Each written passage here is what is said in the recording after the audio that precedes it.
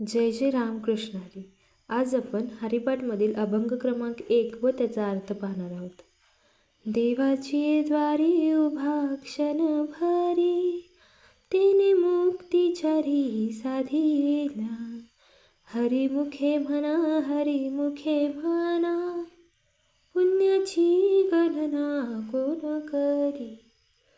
असोनी संसारी जिव्हे बेगुकारी, वेदशास्त्र उभारी भाया सदा. ज्ञानदेव म्हणे व्यासाची आखोने, द्वारकेचे राणे पांडवा घरी.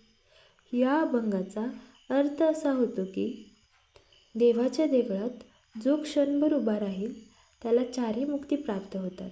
मुखाने हरिहरी म्हणणाऱ्या नामधारकाच्या पुण्याची गणनाच कोणी करू शकत नाही. संसार सोडून वनात न जाता संसारात राहूनच जीवेला हरिनामाचा छंद अधिकाधिक लावावा.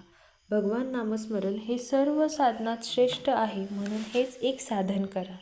असे हात उभारून सर्व वेदशास्त्रे गर्जनापूर्वक डांगोरा पिटत आहेत.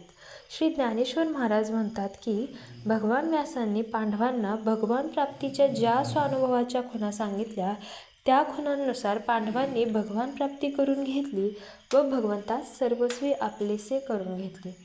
जय जय रामकृष्ण हरी.